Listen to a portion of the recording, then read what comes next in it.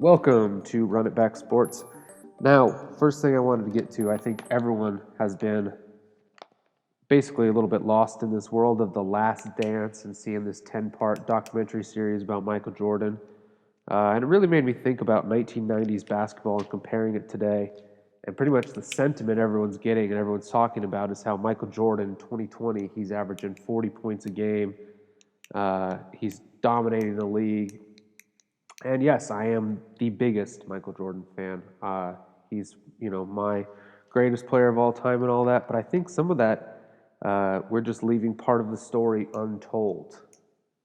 Now, a stat that I think they call it the analytics community really looks at is true shooting percentage. Because my main takeaway from the whole documentary is, yeah, Jordan was a competitor. Yeah, he was an asshole. Yeah, he was tough on his teammates. But the main thing I took away is a lot of the shots he took were hard shots. Early years Jordan, you see a lot of the fly into the basket and getting the dunks, getting the layups, getting the calls, getting the free throw line a lot.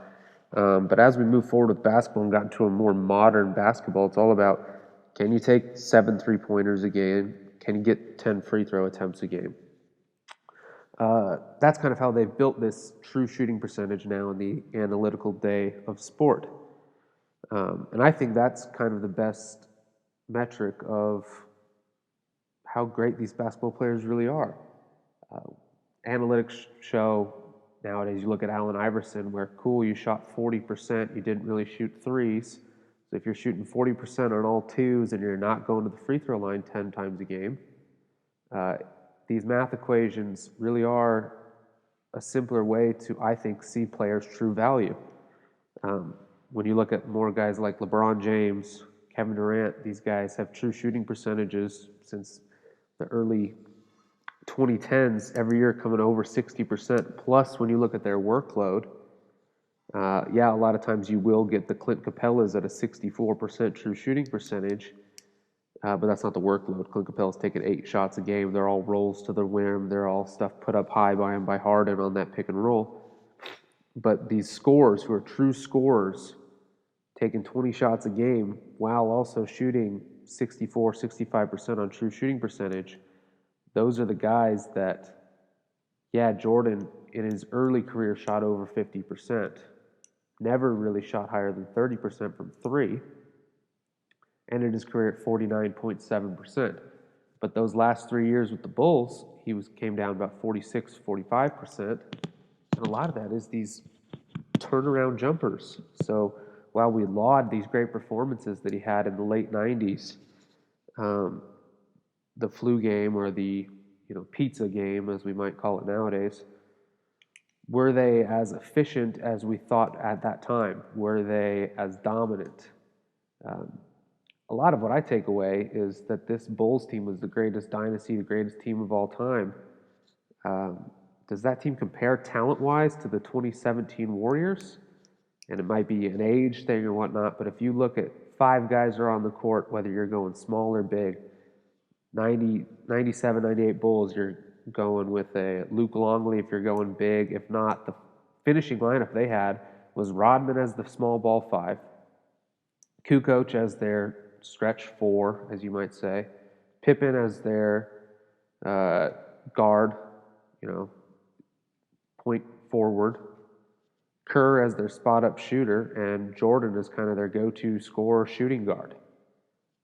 So that's kind of the modern way that they would play basketball. A lot of times, though, with a Longley on the court to protect the rim, I don't know how that compares to a small ball of Curry, Thompson, Durant, Draymond, and then whoever else, and then Iguodala mainly as their 5th guy, the Hampton 5. Just pure skill-wise, ball-handling-wise, I just don't think it's that close. If you're going to be leaving a Longley on the court, who's Luke Longley going to cover? Are you going to give the ball to Luke Longley on offense on the other side, playing the triangle? And the triangle, a lot got made about it with Phil Jackson, but that was just the earliest phase of the pace and space that the NBA eventually moved to. Just more space, more space, more space, like we're seeing it in all sports.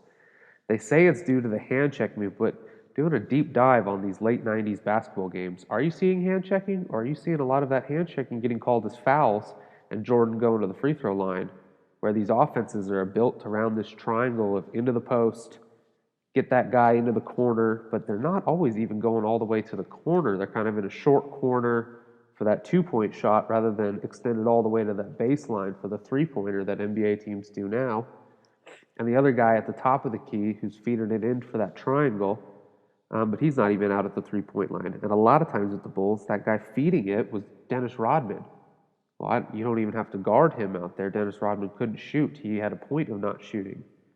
And then if you evolve that game forward to 2017, make it the same offense. Jordan's in the post. Okay, instead of Jordan in the post, it's a 6'10 Kevin Durant in the corner. Instead of it being a short corner Tony Kukoc, it's now in the corner and it's Klay Thompson. And the one that fed him is either Draymond Green, who can shoot that. He's an advanced version of Dennis Rodman. Or he's swinging around to the other corner, coming off all these screens, is Steph Curry compared to Steve Kerr. And Steve Kerr would obviously tell you that Steph Curry is what every shooter would have dreamed of becoming as a basketball player. So much more of a threat, dribbling-wise, shooting off the dribble, shooting from range, how Curry and Lillard and some of these guys are doing nowadays.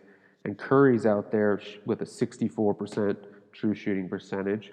Klay's up there over 60% of true shooting percentage. Draymond's not up there, but Iguodala is efficient.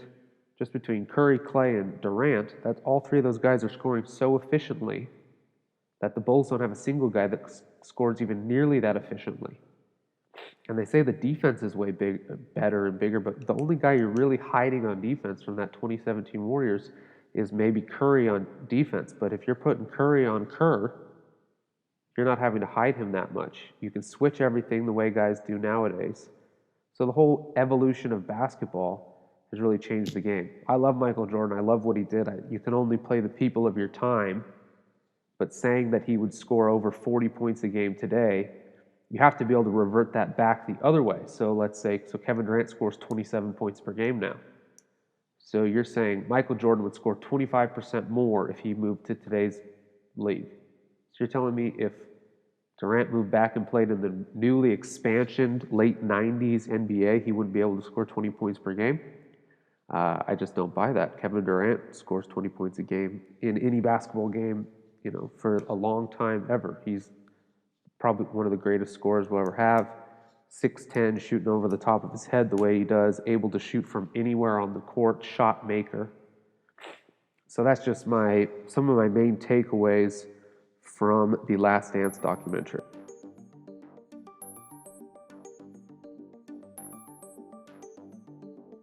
Earlier on with the pandemic, I don't think we were sure we were going to get a college football season, but now I think we can say for certainty that teams have started looking at the other way. A lot of teams went back to workouts on June 8th. Some are starting with their voluntary workouts July 8th. So I just want to make a list of some of the quarterbacks that I'm most excited for going forward into this season. It's a quarterback-driven sport. It's becoming more and more of a quarterback-driven league, sport. The guys that are coming into college are more developed. They've done so many more reps of 7-on-7s and things like the opening and Elite 11 and all these different things. So I just wanted to talk about some of the guys. Some of them were 5-star recruits that are, big deal that have panned out. Others, lesser-known guys that have kind of built themselves up since they've been in college. So just some of my top ones and some quarterback battles I think we could really see going forward. First guys I wanted to shout out, Charlie Brewer at Baylor. 21 touchdowns for Baylor last year. It just seems like he's been in school for forever. 3 years there, never puts up crazy stats, and has kind of taken this program back from post-sanctions terrible back to being really good. Another promising freshman was Ryan Hilinski last year for South Carolina. South Carolina was pretty average. They beat Georgia in a pretty exciting game, but other than that, Hilinski kind of carried them and had an up-and-down freshman year, but definitely somebody to watch for going into his sophomore year. Another standout freshman was Arizona State's Jaden Daniels. Tall, skinny guy, was a 5-star recruit. I think going forward into his sophomore year, he'll really kind of grow into his body. Kind of reminds me of a puppy with big feet who just kind of gets by on pure athleticism and arm talent, but going forward should be a beast. Another freshman who had a ton of talent, but maybe wasn't all there mentally just yet was Bo Nix. Started the season against Oregon struggled a little in that game, but as the year went along, did some really nice things. Florida's Kyle Trask took over part of the way through the season when Felipe Franks got hurt. And then the Gators really improved offensively once he was taken over. He's not the most mobile guys. They would switch him out a lot of times when they would do their run packages. But really good touch on the ball and a great guy. The last one, which is kind of a wild card, is University of Miami has added D'Eriq King, who started his career at the University of Houston as a wide receiver, then became a quarterback. Just the best athlete on the field. I think you saw it even last year. He was playing Oklahoma. He only played 4 games before sitting out the rest of the year with a red shirt so that he could come back and play this senior season. And he's just the best athlete on the field. So D'Eriq King down there in Miami, see if he can get the U going. And then the last one, 5-star recruit, probably the top recruit in last year's class, Spencer Rattler, going into Lincoln Riley's system at OU. They've had Mayfield, they've had Kyler Murray, they've had Jalen Hurts. Rattler's not the runner of Hurts. He's not a big guy, so kind of in that mold of the probably a little bigger than Kyler, Baker's size. Could be really successful with that air raid offense. We'll see kind of what he brings to the college game.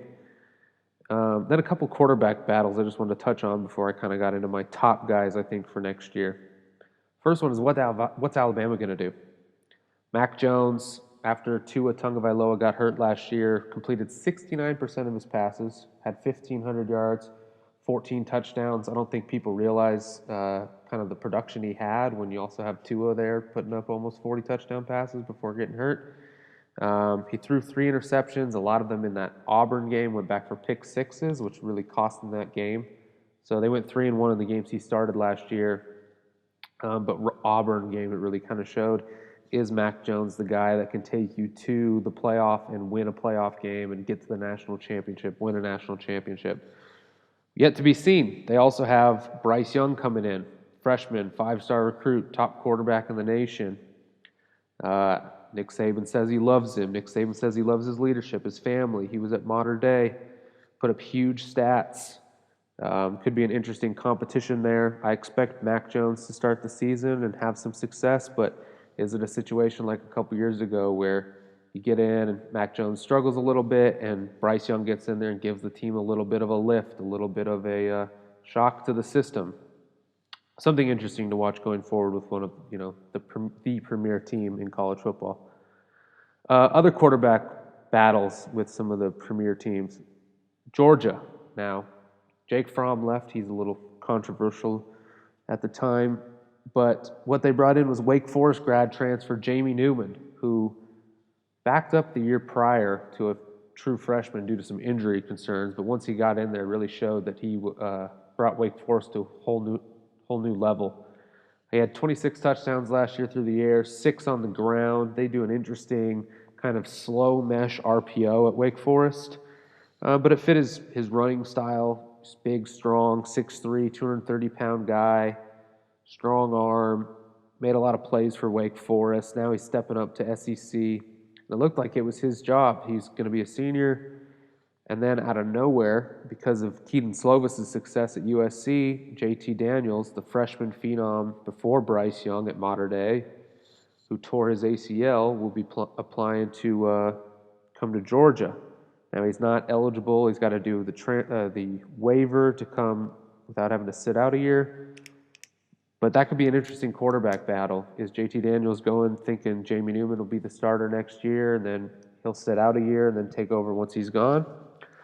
Or is he going trying to get eligible right away and get this Georgia job? You'd think JT Daniels has a higher ceiling. He had 14 touchdowns, 10 interceptions as a freshman. Sometimes seemed a little robotic compared to Jamie Newman, who I think can seem like a more fluid of an athlete. But there's also the high school tape on JT Daniels is ridiculous. And I think USC really hadn't quite come into their own offensively. And last year in that first game of the year, was starting to look like maybe he could have done what Slovis ended up doing. It'll be an interesting battle for sure. The last battle I really wanted to talk about is Dillon Gabriel and Mackenzie Milton. Now, Mackenzie Milton completely destroyed, injured, terrible injury 2 years ago. He'd started 3 years. It was his third year at UCF. They unprecedented success at the university, undefeated seasons, etc. He finished 2 years ago with 2,663 yards, 25 touchdowns against only 6 picks, had another 9 rushing touchdowns. The year before that, in 2017, he had 37 touchdowns on 67%, over 4,000 yards. Wasn't as good as a freshman, true freshman, but still put up solid numbers. Smaller guy, 6 foot, 180, out of Hawaii. And then they bring in Dillon Gabriel as kind of his replacement this year for Milton, who was out with a shattered leg. Gabriel, almost identical numbers to Milton's from the year prior, 59%, 3,653 yards, 29 touchdowns, 7 interceptions. Not quite as good on the ground, but also added 3 rushing touchdowns. I think this will be interesting to see. Do you go back to I think you have to go back to Milton if he's fully healthy, but is he fully healthy? And Dillon Gabriel gave you a very similar level, the lefty, once he kind of got up to speed with everything, and he's kind of the hot hand as being only a sophomore this year. It'd be a little weird to build up your freshman quarterback, get him as a sophomore. You could have 2 or 3 good years ahead of you with him, and kind of put a pause on that to go back to the old guy.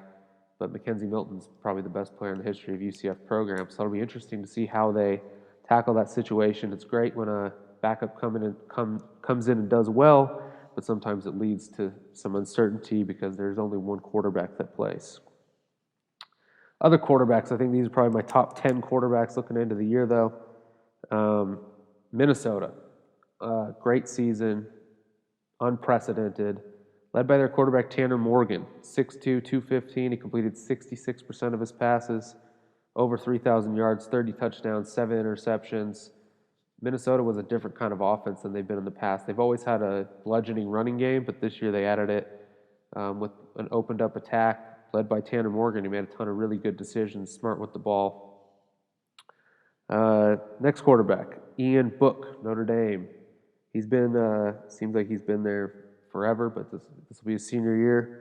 Last year, 60%, down from 68% the year before, but way more yards, over 3,000 yards, 34 touchdowns, 6 interceptions, and he's actually a better runner than you probably think. 550 yards, 4 touchdowns. The Fighting Irish seem to always be a team that's kind of right there on the edge of the playoff, but can they get that talent over the hill into the playoff, win a playoff game? They've kind of, as they've gotten to that next stage, come up short a lot in recent memory. So we'll see what Ian Book can do as a senior. The whole program will be on his back. Shane Buechele. Shane Buechele was freshman phenom at University of Texas, 6'1", 207. He's a smaller guy. He eventually got beat out by Sam Ehlinger, so he transferred over to SMU, and last year led SMU off to a blistering start before they kind of faltered down at the end of the season, but still almost 4,000 yards passing, 34 touchdowns, 10 interceptions, 63%, smaller guy, but really could leave that high-powered SMU attack going forward into next year. Guy I mentioned earlier, USC freshman last year, Keaton Slovis. He's a smaller guy, not a runner. Was coached, I heard, in high school by Kurt Warner, but 72% completion percentage. Over 3,500 yards, 30 touchdowns, 9 interceptions, and really USC improved. They had a middle part of the season there where they really started to pick things up, and it was mostly due to Keaton Slovis making smart decisions with the football. My final 5, top 5 quarterbacks for the 2020 football season. 5, Sam Ehlinger. He took Shane Buechele's job, and he's kind of like a right-handed Tim Tebow, which might be a slight, might be a compliment. It's probably not quite Tebow in college, but who knows, projecting to the next level. 65%, 3,600 yards, 32 touchdowns, 10 picks, 663 yards rushing, 7 touchdowns. He had 16 rushing touchdowns, 41 total touchdowns as a sophomore. And you really kind of expect Texas to make that next step. They played with LSU last year. They played with everybody. He announced in their bowl game 2 years ago that they were arrived. They haven't quite arrived yet for Texas to be that top 5, top 10 program. Shane Buechele plays like a top 5 quarterback in the nation. They'll be that. Number 4, Sam Howell. North Carolina. He was a freshman last year. 61% of his passes, over 3,600 yards, 38 touchdowns, and took UNC down to the wire with Clemson, brought them from a 2 or 3 win team up to a very competitive team, and I think he might be the most talented freshman quarterback as far as pro-ready, full field reads, strong arm, knows what he's doing, knows where he's going with the football. Then the last 3 guys are the 3 first-round guys. This third one is who seems to be the hot quarterback of the moment, Trey Lance from North Dakota State. Now, North Dakota State, Carson Wentz, Easton Stick. Obviously, a lot of winning done there, 8 out of the last 9 national championships at the FCS level. Trey Lance, 6'3", 221. Not sure how he ended up at this level. 67% of his passes, almost 2,800 yards, 28 touchdowns, no interceptions. No interceptions, 1,100 yards rushing, 14 touchdowns on the ground. Played safety in high school, and I think a little bit of his athleticism maybe got him under-recruited. He's an absolute beast with the ball, sometimes relies a little too heavily on his legs, only passing for 2,700 yards in 16 games, but also 16 wins, 16-0 national champions as a redshirt freshman. Look for Trey Lance to come out, possibly be a top pick, hopefully lead North Dakota State to another undefeated season. Probably not Carson Wentz, but one of the most talented quarterbacks they've ever had. Number 2, Justin Fields. Everyone knows about Justin Fields and how he never ended up winning the job at Georgia, but then transferred to Ohio State, and I think exceeded everyone's expectations with his first year. Maybe a pass or 2 away from playing for the national championship game. Real interesting game for Ohio State, losing to Clemson. They got out to the big lead, didn't finish a couple times in the red zone that they probably should have. But that can't all come down on Justin Fields. 67%, 3,300 yards, 41 touchdowns, only 3 interceptions. Also added another 10 touchdowns on the ground. That's 51 total touchdowns in his first year as a starter for Justin Fields. Freak athlete who's only going to get freakier. They have athletes all around him. And then as they continue to fit the scheme more to him, he's more comfortable. Without Dobbins there next to him, I think they put even more of a load on his arm. I expect Justin Fields to have an even bigger passing season this year. And then the top quarterback coming back, obviously the big guy down in Clemson, Trevor Lawrence, 66% of his passes, 3,600 yards, 36 touchdowns, 8 picks, almost 600 yards rushing and 9 touchdowns. He really showed in the playoffs his legs. He battled in there with LSU, I think, when he was on a less talented team, and it probably wasn't his best night of the season. He kind of started last year a little slow. But despite that, still had great moments. He hadn't trailed till that Ohio State game, and so he kind of really, I think, learned. It's crazy to say that a national championship quarterback had to learn about how to win, but he learned how to bring his team from behind and battle from that, and I expect them to come back even stronger based around the most talented and best quarterback in the country. So those are my 10 quarterbacks to look forward to in the 2020 college football season, as well as 5 or 6 other guys who really deserve mention, and a couple quarterback battles as we get into college football this year.